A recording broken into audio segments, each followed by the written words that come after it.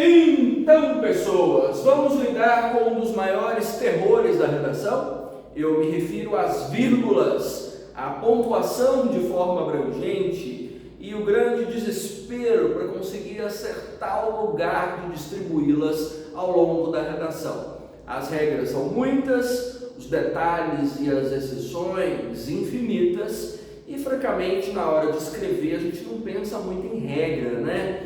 A gente, na verdade, está mais preocupado com as ideias, com a clareza do texto e não com quantas vírgulas nós vamos construir as nossas frases. Então, o meu propósito nesse momento é trazer para você regras fáceis de aplicar para você construir uma boa pontuação nas redações e chegar mais próximo aí de cumprir os critérios realmente importantes de competência gramatical. Na verdade, no que diz respeito à gramática, nós temos aí um tripé de cobranças que deve ser atendido ao máximo. Ou seja, bom uso de crase, bom uso de pontuação e bom uso de concordância. Se você souber essas três áreas, eu te garanto que você vai conseguir dominar o que realmente exigem de gramática nas provas. As outras regras e as outras picuinhas de construção, raramente os corretores olham, são questões geralmente negligenciadas. Essas três realmente aqui são importantes. Então, vamos entender algumas coisinhas? Olha, antes de eu mencionar para você qualquer regra sobre pontuação, sobre distribuição de vírgulas, eu posso dizer primeiro uma das regras mais importantes, talvez, para a construção do bom texto. Quanto mais curta for a sua frase, melhor é. Ou seja, quando você escreve frases menores, isso te torna mais claro dentro do texto que você está produzindo e envolve menos uso de pontuação. Então, significa também que quanto menos pontuação, obviamente, melhor. São duas regras de ouro do texto bem escrito. E aí não é só o texto da redação, no caso, é qualquer texto que você produza na vida. Use mais pontos finais. O ponto final talvez seja uma das pontuações mais importantes e mais significativas da vida de quem escreve e evite trazer tanta pontuação distribuída ao longo do seu texto além deles.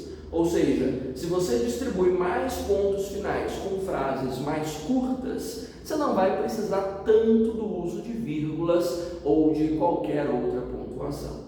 Tá bom? Vai facilitar sobremaneira a sua vida, vai tornar as coisas muito mais fáceis. Confie em mim. Quanto mais ponto final, melhor é, certo? E nessa dinâmica de quanto mais curta a sua frase, melhor, quanto mais pontos finais você usar, mais eficácia na construção escrita, você só tome cuidado para você não começar a frase com determinadas coisas, já que as frases vão ficar mais curtas, né? Então, vou deixar aqui para você, jamais no início de frase. Não deixe as suas frases começarem com que, né? Que não é palavra para começar a frase. Pode cortar o que no início, certo? E deixe a sequência do que você estava escrevendo. Não comece frase com gerúndio.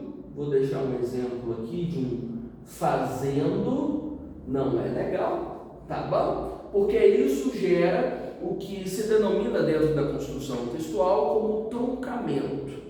Espero que você não tenha sofrido desse problema nas redações que você já teve corrigidas por aí, porque truncamento é um problema grave. Significa que a frase não foi construída de forma completa. E começar a frase com que ou com gerúndio gera esse tipo de truncamento. Não só o que isolado, mas com qualquer conjunção que traga que. Uma vez que, dado que, visto que, de modo que e nenhum dos elementos da família do que podem vir em início de frase.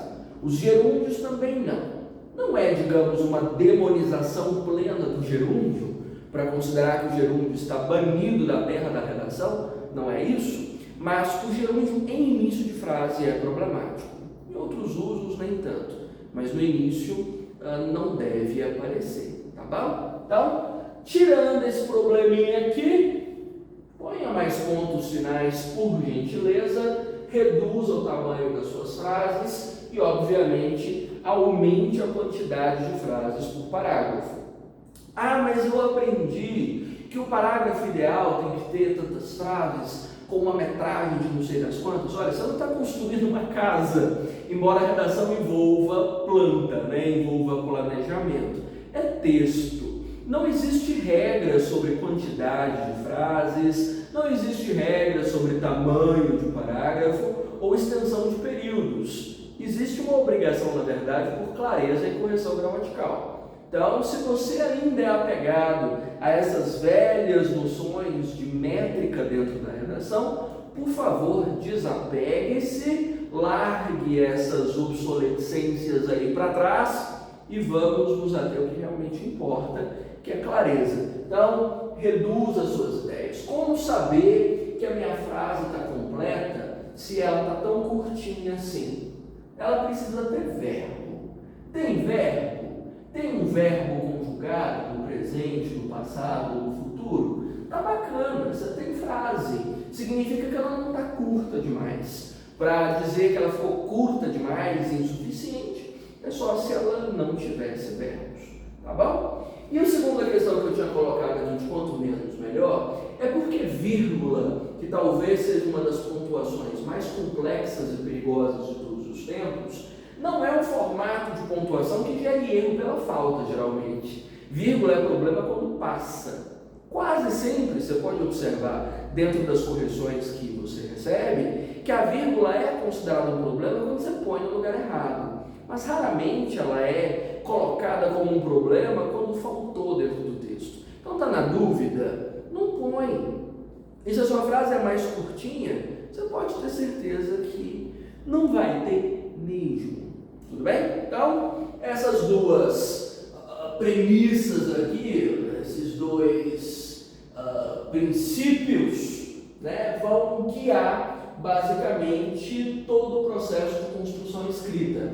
Reduza o tamanho das frases, desde que dentro delas exista um verbo e não comece com essas coisas, e evite colocar vírgula quando você não tem certeza que ela é necessária. Do contrário, é melhor você nem pôr, certinho? Tente se pautar por esses princípios. Ah, mas eu vou ter que vigiar? Vai ter que vigiar. Vai ter que controlar quanto de tamanho de frase? Vai. Você está passando por um treinamento. Você está treinando a escrita. Então, num processo de treinamento, é natural que você se policie e vigie o seu processo de construção.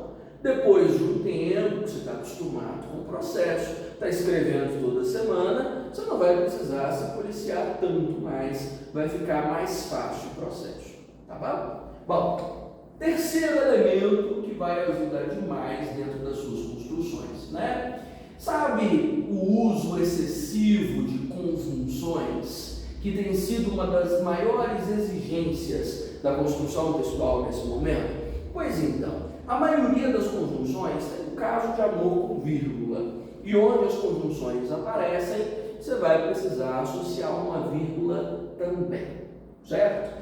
Caso você não tenha ouvido essa história de conjunções ainda, sim, hoje é praticamente obrigatório que todas as frases do seu texto sejam abertas com conjunções. Então você vai reduzir o tamanho das suas frases e no inicinho dessa frase vai encaixar uma conjunçãozinha bonita para gerar conexão com o outro período que já foi construído ali, tá?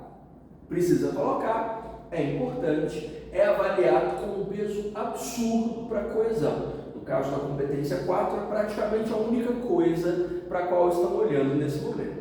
E o truncamento, que é falha coesiva.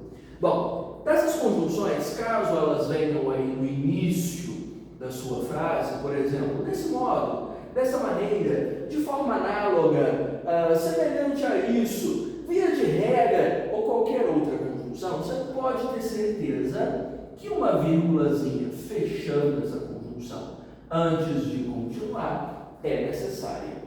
Então, se o conectivo, a conjunção, está na abertura da frase, vírgula depois para separar. Para praticamente todos os conectivos, exceto os que tem que. Mas eu já te falei para não usar nada que tem aqui no início de frase, então não vai aparecer, né? Então, desse modo, dessa maneira, diante disso, de forma análoga, nessa direção, nesse sentido, via de regra, vírgula depois. E se você está construindo a sua frase e tem uma conjunção no meio dessa frase, certamente você precisa de uma vírgula antes. Ok? As únicas exceções, no caso, são para conectivos como o ou, que a gente raramente usa nos textos, ou o conectivo e, que não precisam de vírgula antes. O é mais comum, né? Mais usado, mas os outros então não aparecem tanto. Esses não têm a vírgula, mas para os demais, vírgula antes. Então começou a frase, vírgula depois. No meio de frase, vírgula antes. Fechado? Então, terceira regra, conjunções. Quarta regra, já caminhando um pouco mais para o interior da construção de pontuação dos textos, né? Ou dentro das frases, que gera aí um rebuliço. Nós precisamos levantar o sovaco para a construção dessa quarta regra. Precisamos aqui do SVC, sovaco, né? Que diz respeito à construção básica das orações dentro dos textos, ou seja, sujeito, verbo e complemento. Você com certeza tem aí alguma lembrança, alguma memória sobre o que é sujeito, verbo e complemento, né? Você tem lá, por exemplo, Maria comeu o quê? Comeu pastel. Eu tenho uma construção básica de sujeito, verbo, complemento. Correto? Se eu pego meu verbo aqui, comeu, verbo, quem comeu? Maria é o sujeito e o pastel é o meu complemento. Para que eu estou puxando isso? Porque o SVC carrega em si um dos princípios mais importantes da pontuação. Primeiro, entre o sujeito e o verbo, ou entre o verbo e o complemento, eu não posso colocar vírgula nem que a vaca tussa. É pecado mortal, 10 anos de inferno, você não pode fazer. Então, numa construção como essa, Maria comeu pastel, é pecado, sem fiança, colocar uma vírgula, por exemplo, separando Maria, que é a vírgula que você aí, dona Maria, mais usa antes do verbo. Não pode colocar. Não posso picotar o verbo do sujeito. Então, eu nem estou te dizendo para você fazer uma ampla análise sintática da sua frase para saber se você deve ali colocar vírgula separando o quê. Não. Paute-se pelo verbo, você sabe o que é verbo. Se você viu o verbo, você não pode pôr vírgula nem antes nem depois dele, porque senão você quebra a estrutura da oração. E aí o Enem já é no próximo ano, né? Não vai ser nesse mais. Entendeu? Então o verbo é inimigo da vírgula. Enquanto as conjunções têm um caso de amor com a vírgula, o verbo tem um caso de antipatia irreparável. Não ponha vírgula caso você tenha um verbo. Entendido? Bom, nem para separar uma expressão ou coisa assim, para separar uma expressão já é outra história. Se eu tenho SVC e aí eu coloco um termo entre vírgulas, não é tão problemático assim. Vírgulas em português a gente geralmente diz que funcionam aos pares. É problema quando vem uma isolada, mas aos pares está tudo bem.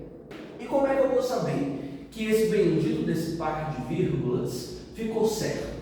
Se eu quero separar uma expressão com vírgulas, porque sei lá, eu respirei fundo nessa hora aqui, eu acho que quando eu respiro eu ponho vírgula. Olha, você faz o seguinte: o termo que é separado por vírgula precisa ser descartável. Então você vai testar. Dá para tirar esse pedaço e jogar fora e eu vou continuar entendendo a frase? Dá. Então significa que a vírgula está certa. Se eu dissesse, por exemplo, Maria, né, sem que ninguém, peguei o lugar errado, né?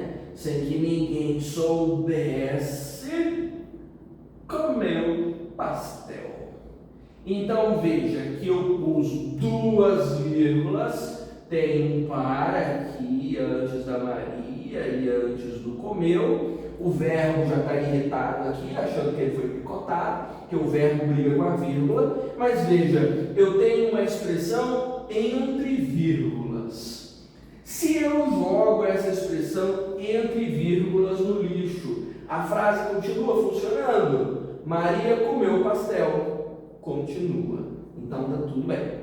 Então tudo que é separado por vírgula precisa ser descartado. E esse teste é para você ter certeza que está tudo bem e que você pode pôr essa vírgula, ok? E claro, ainda dentro dessa estrutura do SPC, se você terminou o SPC, meu senhor, quer continuar uma história que eu não te recomendo, já que eu sugeri que você faça frases curtas, você pode, né? Caso você seja teimoso, e faça. Então você pode separar outra expressão, ou uma explicação, ou até outro SPC, quem sabe? Eu poderia perfeitamente, por exemplo, colocar aqui, Maria, sem que ninguém soubesse, comeu pastel, vírgula, e teve indigestão. Eu construí outra oração logo depois, não há problema nenhum, certo? Então, essa premissa do SPC vai guiar toda a sua vida no que diz respeito à pontuação, tá beleza? Aí há detalhes a respeito desse elemento descartável, por exemplo, que estão dentro da gramática, por exemplo, adjunta adverbial curto, adjunta adverbial longo. Os curtos têm vírgula facultativa, o longo obrigatório. Isso é importante para a prova de português, né? Mas não é tão importante para a dinâmica da redação. Na redação você pôs entre vírgulas, é descartável, tá lindo, tá ótimo, tá valendo, certo? Então, paude-se por isso. Deixe-me ver, de pontuação, mais alguma regra relevante dos pronomes relativos, só mesmo para as provas, não para a escrita. Só isso mesmo você tem que saber, viu? Não precisa ir além disso não, das vírgulas, né? Acho que vale a pena eu comentar aqui só um anexozinho sobre aspas, porque eu acredito que possa gerar problemas. Vi algumas pessoas aí em dúvidas sobre o uso, quando deve usar ou não. Olha, as aspas, depois da última revisão dos manuais do Enem, deixaram de ser um aspecto tão obrigatório e praticamente não há avaliação para as aspas nesse momento. Para o Enem não. Para os vestibulares tem, mas para o Enem não. Consideram que o termo entre aspas tem o mesmo valor que ele teria caso ele não trouxesse aspas e avaliado sem que isso interfira. Então aspas não é preocupação. Então não precisa saber regra de aspas nesse momento. Caso queira usar, tem algum uso recomendável? Tem. Quando você faz citações. Então você está citando um nome de um livro, um nome de uma música, um conceito teórico, um movimento histórico, um trecho de qualquer coisa, uma palavra estrangeira que não esteja em uso corrente na língua, você pode colocar entre aspas. É o único uso aceitável. Ah, mas tem uma palavra que é meio gíria, eu quero colocá-la no texto para citar. Você vai perder pontos. Gírias não são aceitas em hipótese alguma, nem marcada com aspas, nem em neon, não pode colocar, certo?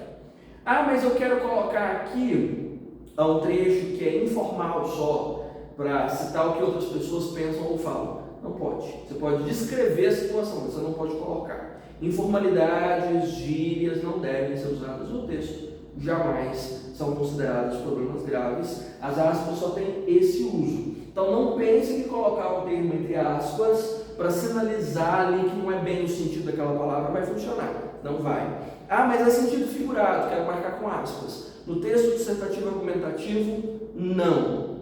Nos últimos anos tiraram essa possibilidade, certo? Não traga nada que possa gerar outras interpretações. Nada de sentido figurado marcado com aspas, nada de ironia marcada com aspas, nada de informalidade marcada com aspas, nada de gíria. Aspas têm inúmeras funções dentro das construções textuais, mas na redação, não.